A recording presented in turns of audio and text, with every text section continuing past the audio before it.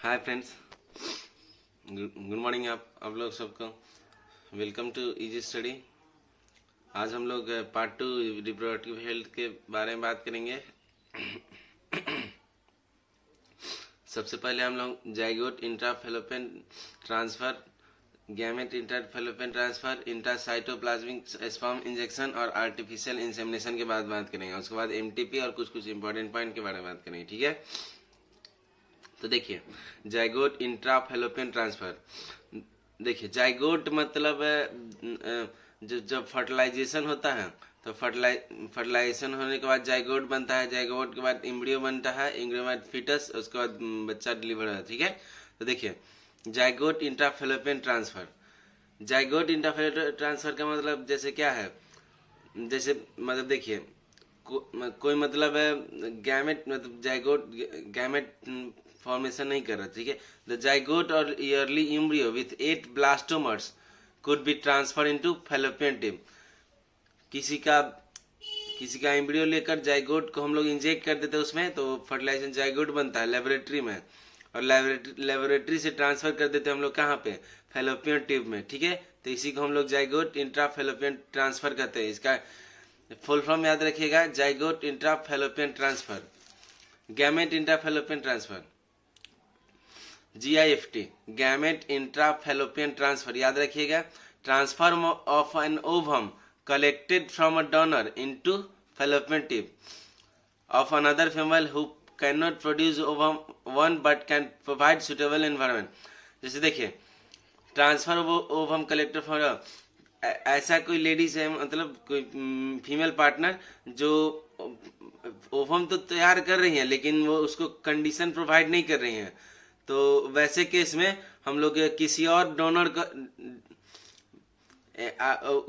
किसी और डोनर को वो भेज देते हैं जो जो जो फीमेल प्रोड्यूस नहीं कर सकता है बट उसका इन्वायरमेंट, सुटेबल इन्वायरमेंट प्रोवाइड कर सकता है। तो यही वही GIFT है। देखिए, intracytoplasmic sperm injection, ICSI, it is another specialised procedure from embryo such the male partner having low sperm count.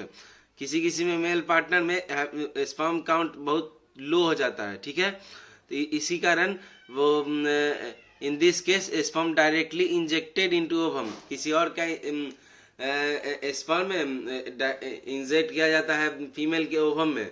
तो वैसे ही ये सब इन विट्रो फर्टिलाइजेशन में आता है, ठीक है। और देखिए, artificial insemination, in this technique semen collected from either from husband introduce into vagina और यूट्रस।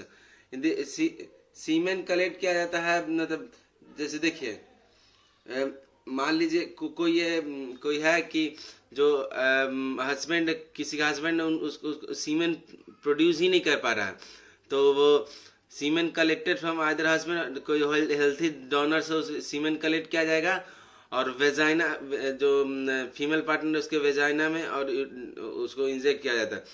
ये केस में बहुत ज़्यादा रिस्क नहीं होता, मतलब कैसे कहा जाए तो डोनर को डोनर इसमें पूरा लिखा पड़ेगा कि उसके बाद कहाँ कोई बोल ना सके कि मेरा बच्चा है, तो वही उसके बाद वही आर्टिफिशियल इंसेमिनेशन होता है।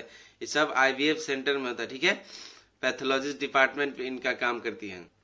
MTP, medical termination of pregnancy. MTP was legalised in 1971 in India. 1971 में MTP को मतलब लीगलाइज किया गया था इंडिया में, ठीक है। It generally to get rid of unwanted pregnancy due to rape, casual relationship, also in case of continuity of pregnancy and could be harmful।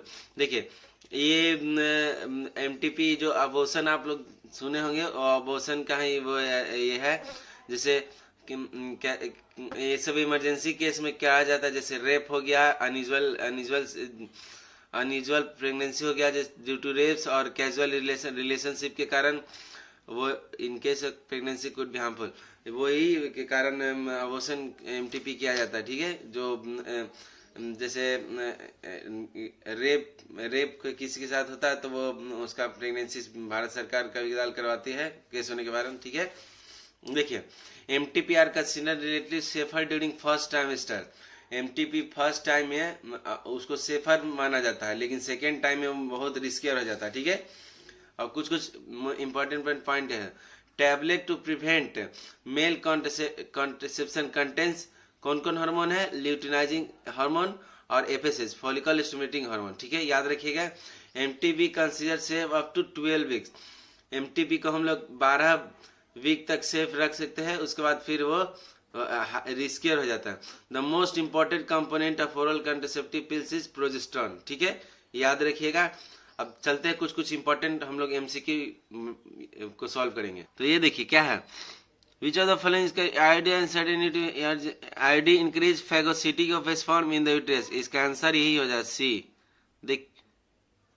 देखिए उड़ीसा नीट 19 का है, बोले थे क्या है, सिलेक्ट द हार्मोन रिलीजिंग इंटरट्रेंड है, आपको बोले थे नीट 2019 से पूछा है, तो क्या कौन कौन था? प्रोजेस्टेट था, LNG20 था, तो इसका आंसर डी हो जाएगा। हो गया डी आंसर, ठीक है। इसी के बारे में हम कल बात कर रहे थे, जैसे गोनोरिया है तो गोनोरिया का इसका निसेरिया हो जाएगा, निसेरिया गोनोरिया उसको बोलते हैं, सेक्सुअली ट्रांसमिटेड डिजीज है, तो ए का 2 हो जाएगा। तो देखिए ए का 2 तो सिर्फ इसी में है, तो इसका आंसर डी हो जाएगा। देखिए हो गया आंसर डी। अभी देखिए पढ़े थे medical transmission of pregnancy is consider safe up to how many weeks, तो अभी देखे थे यहाँ पे, देखिए medical transmission safe up to 12 weeks है, तो इसका आंसर बी हो जाएगा। तो ऐसे ही नीट का क्वेश्चन सॉल्व करते रहिए, आपको सब बनेगा, ठीक है। और घर में सतर्कता बनाए रखिए, आप हाथ को अच्छे से धोइए, अपने घर में रहिए।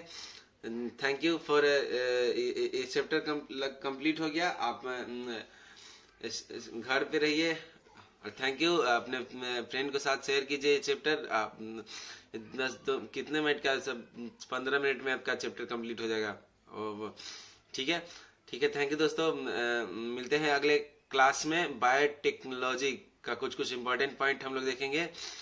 तो चैनल को शेयर कीजिए, लाइक कीजिए और सब्सक्राइब कीजिए। धन्यवाद।